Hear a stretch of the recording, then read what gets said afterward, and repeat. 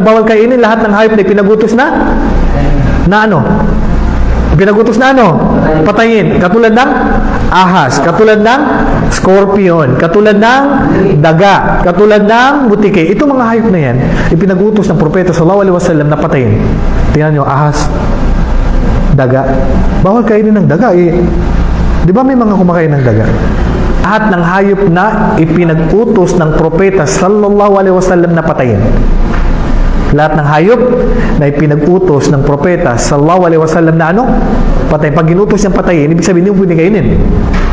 Katulad ng ahas. Ang ahas, ipinag-utos ng propeta sallallahu alaihi wasallam na patayin. May mga nag-aalaga pa ng ahas no, samantalang ang Islam, pinag-utos na patayin. Tingnan niyo ang Islam, kaganda-ganda ng Islam. Sila nag-aalaga, tapos kakasuhan ka ng DNR. Mamamatay ka na nga eh.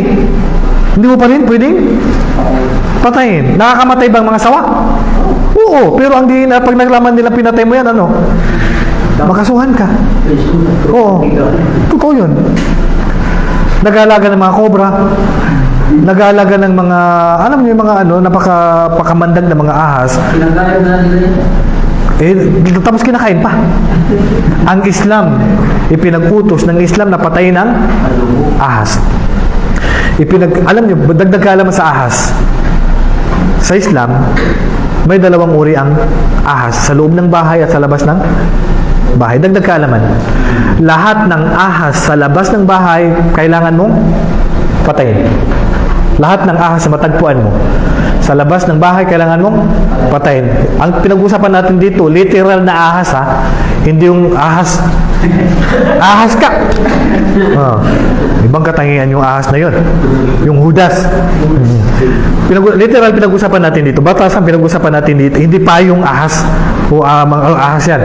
Lahat ng hayop o lahat ng ahas na matatagpuan mo sa farm, sa labas ng bahay nyo, sa kagubatan, saan man, anong gagawin mo? Patay mo na agad. Naintindihan? Ang ahas sa loob ng bahay, konting kaalaman, bawal patayin agad. Ang payo ng propeta sallallahu alaihi wasallam, yan ang kaganda ng Islam. Lahat ng aral na itinuro sa atin galing sa taas. Bawal mong patayin agad ang ahas sa loob ng. Bakit? Bakit nga ba? Kasi pwede kang mamatay. Ang payo ng propeta sallallahu alaihi wasallam, itaboy mo muna siya ng 3 beses. Itaboy mo muna ilang beses? 3 beses. Pag hindi siya umalis, pwede mo nang patayin. Pag umalis, wag mo siyang patayin kasi hindi ahas yun. Yun ay jinn. Kasi ang jinn, which is tinatawag natin sa Tagalog na engkanto, madalas ginagamit nila na hayop ahas. Nagkakataong ahas sila. Gets nyo? At madalas ginagamit nila sa loob ng bahay. Naintindihan? So pangkalahatan, lahat ng ahas sa loob ng bahay, huwag nyo agad patayin kasi pwede kang mamatay. Nangyari na ito sa panahon ng propeta sallallahu alaihi wasallam, isang sahaba, nakita niya misis niya na sa labas. Sabi niya, ba't nasa labas ka? Sabi niya, may ahas sa loob ng bahay. So nakita niya yung ahas sa higaan. So anong ginawa niya? Pinatay niya agad. Dalawa sila namatay. Namatay ang ahas, namatay rin yung sahaba. Sabi ng propeta sallallahu alaihi wasallam, hindi ko lang alam kung sino sa kanila ang unang namatay. Kaya mula noon, ipinagbawal na ng propeta sallallahu alaihi wasallam na patayin ng ahas saan? Sa loob ng bahay, maliban itaboy mo muna ng. So dagdag kaalaman yan. Kaya wag kayo mag-ingat kayo na ano, kasi kaya ang Islam tinuro na sa atin lahat. Okay? Hindi naman ito kasi jinn yan. Kasi pwede ka na mapatay kasi magiganti yan. Jinn yan eh. Okay. Pag hindi tumakbo, ibig sabihin, shaitan. Pwede mong patayin o kaya hindi mabait na jinn yun. Pwede mo nang patayin. Sa ibang hadith, sa ibang paliwanag ng ating mga ulama, 3 araw, pag 3 araw, bumalik pa rin, pwede mo nang patayin. Okay? Ngayon, mayroon lang 2 uri ng ahas na hindi mo na kailangan magpaalam. Mayroon sa bahay na kapag nakita nyo ang 2 uri ng ahas na ito sa loob ng bahay, hindi nyo pwedeng magpaalam. Anong gagawin mo? Patayin mo na agad. Anong ahas yun? Dutufiatain at saka abtar. Dutufiatain at saka abtar. Anong dutufiatain? Itong dutufiatain may guhit siya sa likuran na 2. Sabi ng propeta sallallahu alaihi wasallam, pag nakita nyo ang ahas na ito na may guhit na dalawa sa likuran, patayin mo na agad. Yan ba yung Hindi, basta, hindi ko alam ang pangalan. Binanggit ng propeta pangalan niya. Duto fiyatain, may guhit na dalawa sa. Pag nakita nyo yan, patayin nyo na agad. Hindi nyo na kailangan magpaalam. Pangalawa, abtar may iksi na ahas. Sabi ng ilan sa mga scholar, kulay green. Sabi ng iba, kulay black. May iksi. May iksi lang siya. Pag nakita nyo yan sa loob ng bahay, ano? Patayin nyo. Yung dalawa. Nakita nyo nakuha nyo yung dalawang ahas. May guhit. Duto fiyatain at sa abtar, may iksi na ahas. Anong dahilan? Bakit kaya ipinag-utos ng propeta sallallahu alaihi wasallam na patayin natin yung dalawang ahas na yan? Mayroon siyang kapinsalaan na dalawa.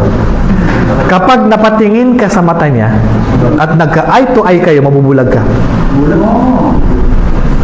Yun ang paliwanag ng ating mga ulama. Pangalawang paliwanag nila, pag natuklaw ka niya, hindi lang sa mapatay ka niya. Kung hindi ka man niya mapatay, ano mawawala sa mata mo? Paningin mo. Subhanallah. Hindi yan babanggitin ng propeta kung hindi galing sa Allah na utos. Maganda yung t-shirt. Nakuha niyo? Yung halin lang. Ay, wala man, ano gagawin natin? Wala man tipanulat. Next time. Okay? At saka time na rin tayo. Wala na tayong time para magsulat. So, kayo na magsulat. Kayo talaga. Ako kautusan niyo magsulat. Okay. Duto fiyatain at saka abtar. Abtar. Dalawang guhit ha. So, anong dahilan? Bakit niya ipinagutos? Kasi nakakabulag. Sa ibang paliwanag, pag nagka-eye to eye kayo, natitigan mo sa mata, mabubulag ka. O natuklaw ka niya, mabulag ka. Pangalawa, ang buntis, mawawalan ng anak. Makukunan. Ang buntis, makukunan. Kapag, sabi ng ibang mga ulama, pag natitigan lang siya ng buntis, makukunan yung buntis. Sabi ng paliwanag nila, pag natuklaw niya yung buntis, makukunan. Ganun mapaminsala ang ahas na yan. Kaya, ang kailangan, so yan lang ang pwedeng patayin sa loob ng bahay na diretso na hindi mo na kailangan pang itaboy at magpaalam. Naintindihan?